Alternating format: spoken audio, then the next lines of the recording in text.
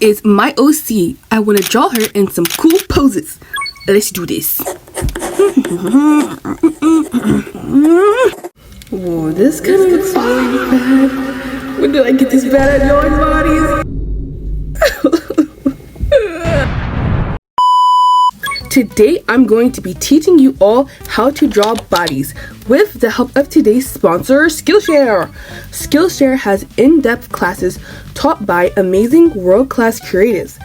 The platform is designed to help you build confidence in your creative endeavors. As a skilled artist myself, I was surprised by how much information I was able to learn after just one class. The classes I'm tuning into right now are these ones. My favorite out of these are How to Draw a Beginner's Guide by Brent Evanston. This December, give the gift of knowledge by joining Skillshare. The first 500 people to use my link in the description or scan this QR code will receive a 1-month free trial of Skillshare. Plus, you can gift Skillshare memberships to your friends and family. Thank you, Skillshare. Step 1 to your journey of drawing bodies. Body breakdown. When drawing a body, there are 4 major components that you need to understand how to break down so that you can draw bodies like a pro. There's the head, the innermost body, which is going to be broken down in an additional 3 parts, and then you have the arms, the legs, and then the feet and the hand would be another thing to break down. So I just wanted to make 4 sections. The first component of the body we're breaking down is the head. Now, a lot of people when they first start drawing are taught to break down a head into a circle or a sphere, but that is not usually how I like to do it. In fact, I use a completely different shape when breaking down heads, and that is a square or a cube rather, because a cube has 6 sides of the cube, and so does the face, which is the top of the head, the sides of the head, the bottom of the face, which is the chin, and the actual face, and of course the back of the head, which would compute to a square. So it does make a lot more sense to use a square rather than a circle.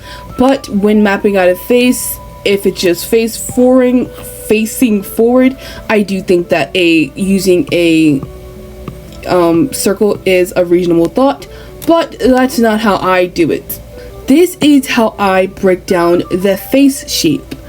There is going to be a face tutorial dropping this month sometime. This is not it.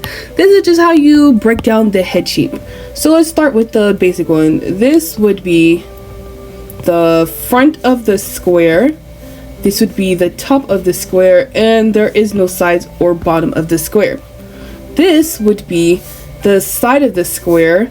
This would be the front of the square, and the top of the head would be the top of the square. This would be the top of the square and the sides of the square. This would be a slight bit of the top, just enough of the front and the side, and this would be the front of the square. This would be the top, and this would be the side. Now, when doing the sides, you don't have to do a complete box. You can also angle it like that, because that is how a skull is formed.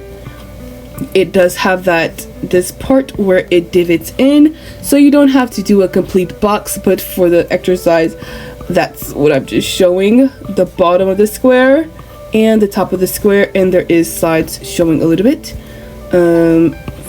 Face, the sides, follow the skull line, and just like that. And that's how I usually form the faces, as it is 10 times easier for me. A lot of people would just do the circle and like that, but that is just not how I do it, because I just find the box 10 times more easier to know the proper proportions and a relativity of things on the face. Or the abdomen. Now, I'm using this model for this example. As you can see, this is the abdomen area, and this area can get confusing, especially during dynamic poses, but I'm going to show you how I break it down and the reasons to why I break it down that way. So I'm going to turn this layer down just so we can see our reference, but so that we can see our drawing lines too. Now, first part of the body that I break down is this upper part right here, and let's just ignore this part for now. So this upper part can also be broken up into a cube, but that isn't quite enough information for us, so I like to swing it down and bring it up, then swing it back down and bring it back up. Now those V cut lines are supposed to indicate the rib cage and where the rib cage lies on the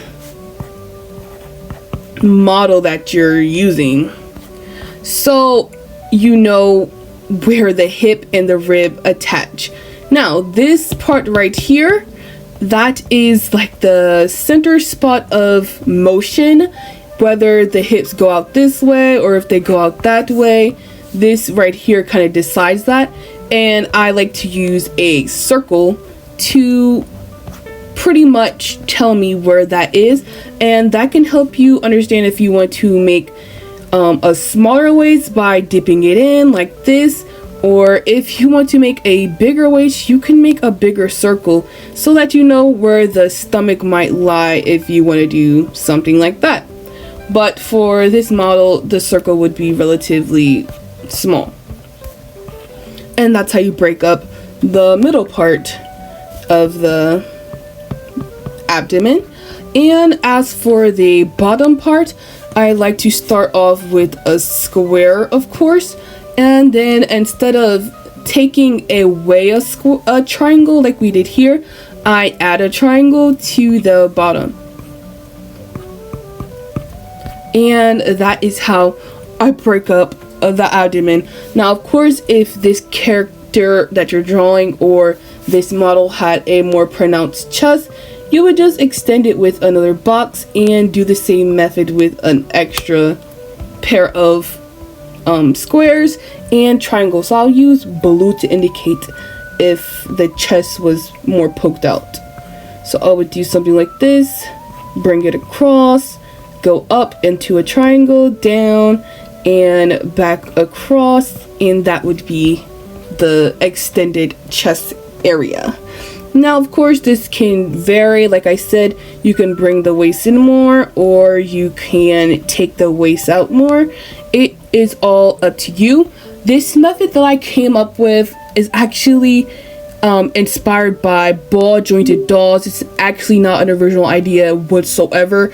If you've ever seen a ball jointed doll, they have these balls in the middle where their motion is, and the top rib cage is pretty much the same exact as the example that I just showed, and that's kind of where I got my inspiration. If you've ever seen artists study bodies, you would see them use like stick figure or wooden models that are posable, and it's simply the same concept. It's just breaking it up on the paper, and that's pretty much what I'm doing.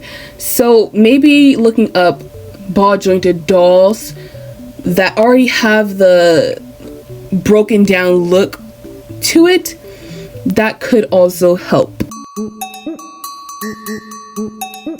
Down are the arms and the legs, and for those parts of the body, this shape that I like to look out for are tubes. These shapes right here, those are the main shapes that you will probably try to look for when drawing bodies. The only thing is that tissue and skin does not move straight like this because bodies are organic and they have a more loose and not so linear way of moving. So as much as I want to say look for the tubes, you have to also learn and understand how certain body parts move and how the fat and flesh can be affected when they do move in those directions. And that simply just comes from practice.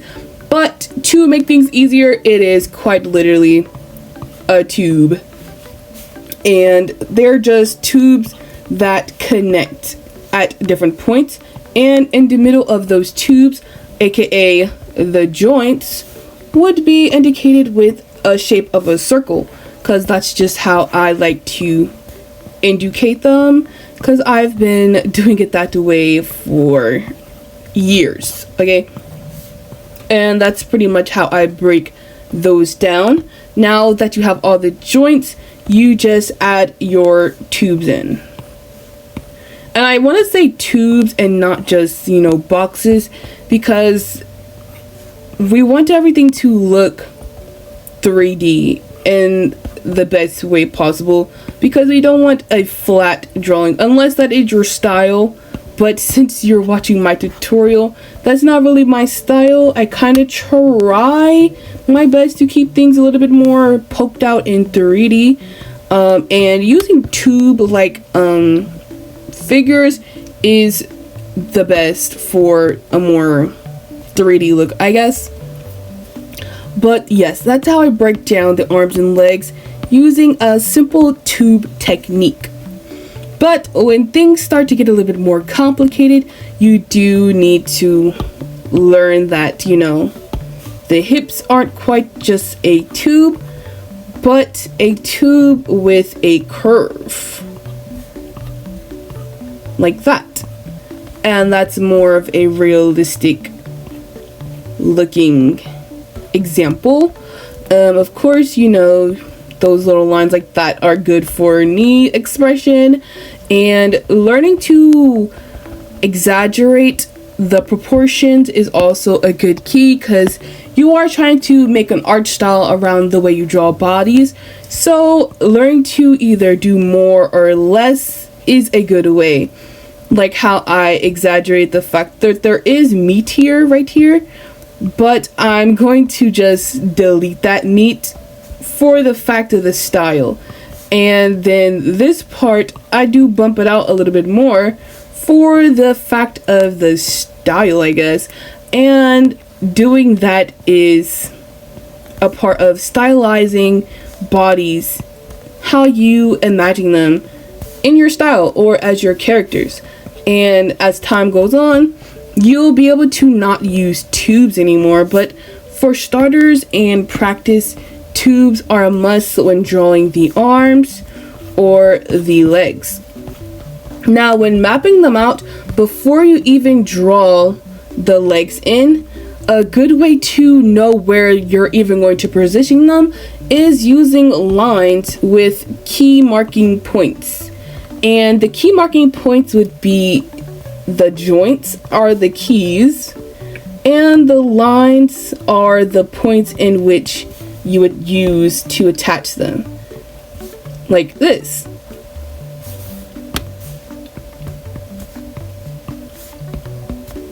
And then just attach them, so then you know where to place your tubes.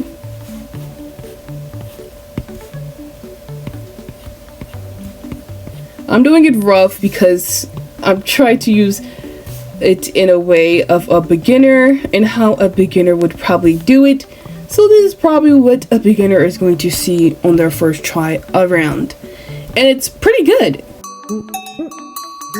Down is hands and feet. Let's start off with hands. For hands, when I break them down, I like to use the box shape. That's a common shape I'm using a lot when I'm doing these, but it shows up a lot in our body. So I use this box, and then I use another box to indicate the fingers, and then the thumb, and that little thumb meat right there.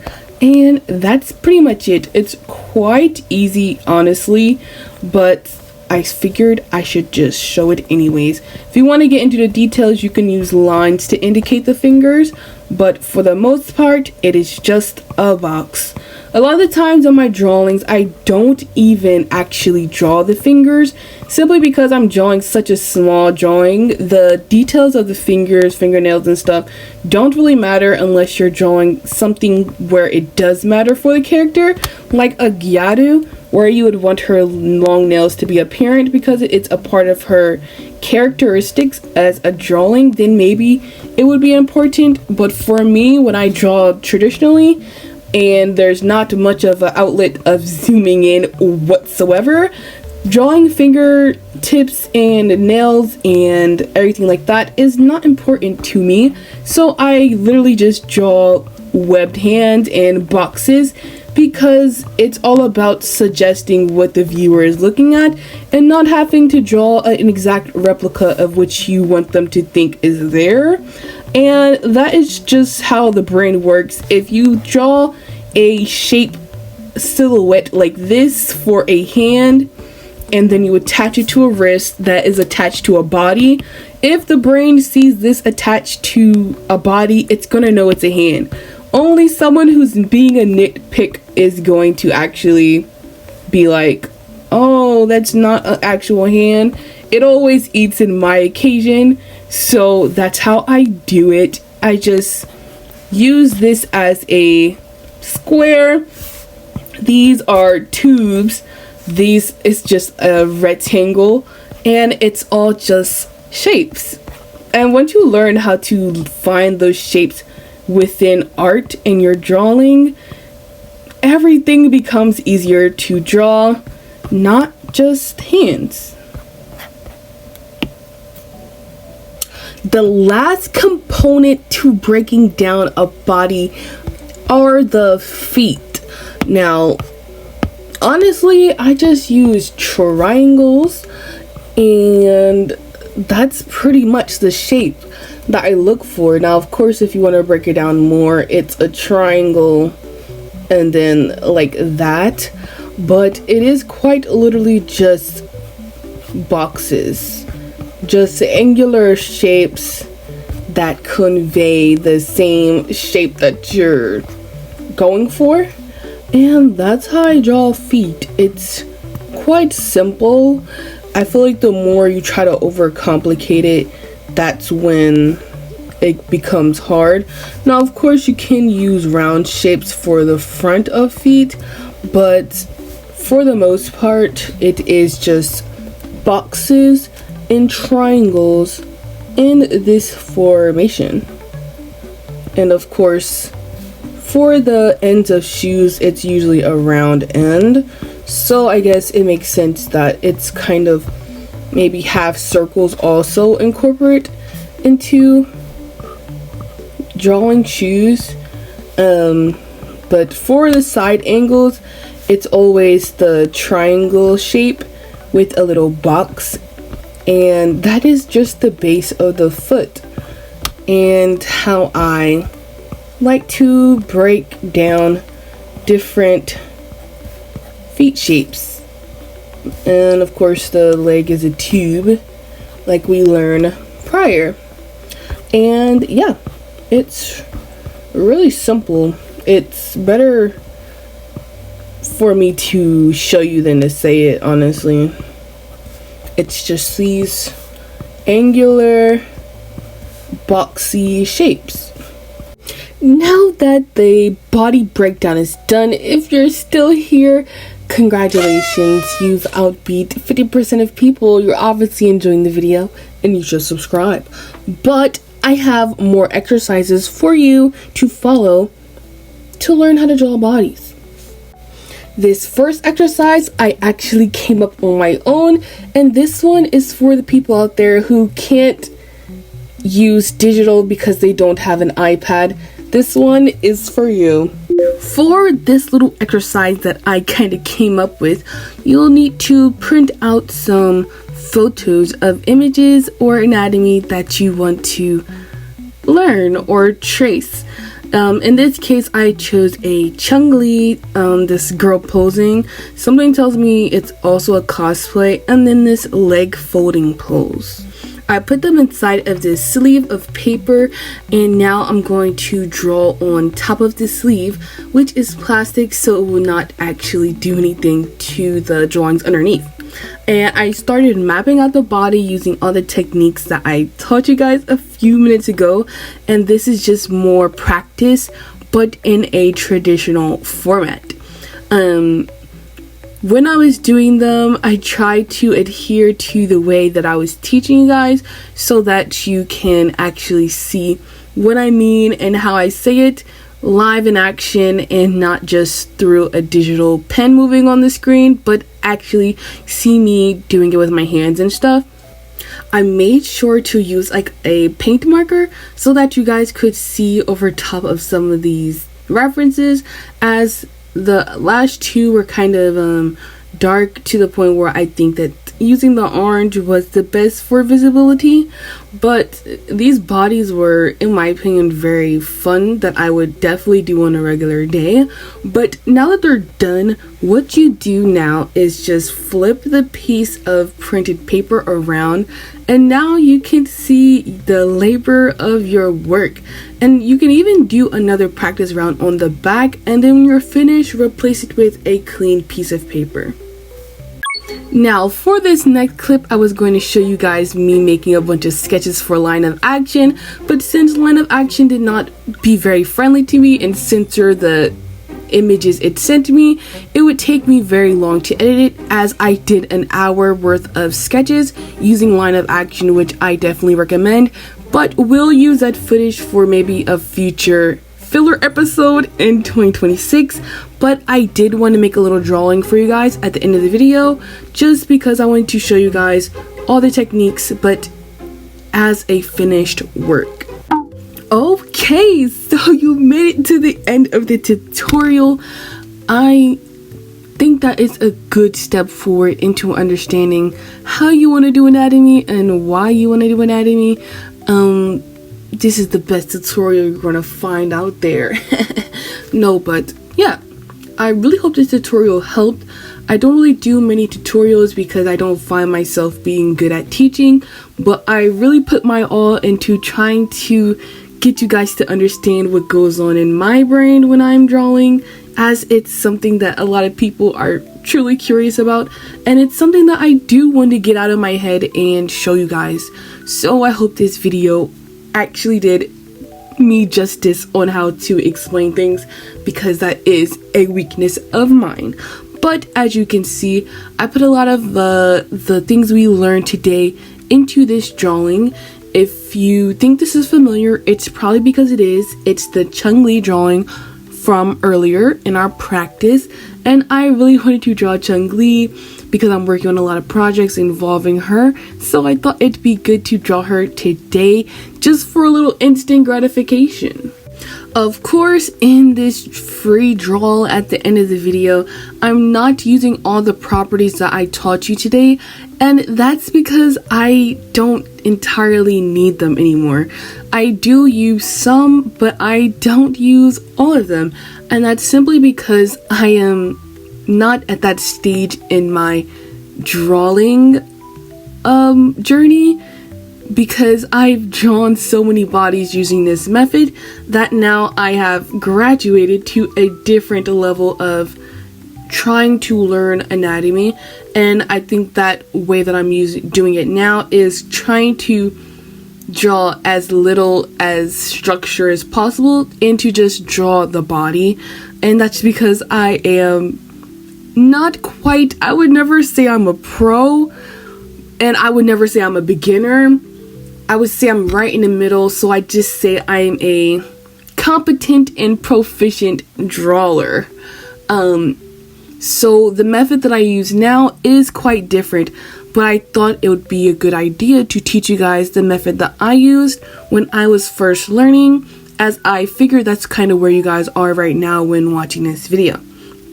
Now, if in the future you guys want another tutorial on this, I will most definitely put the line of action sketches in that video, and also show you how I do my anatomy now as a intermediate to high level artist, because it is most definitely a lot different than when you are just beginning.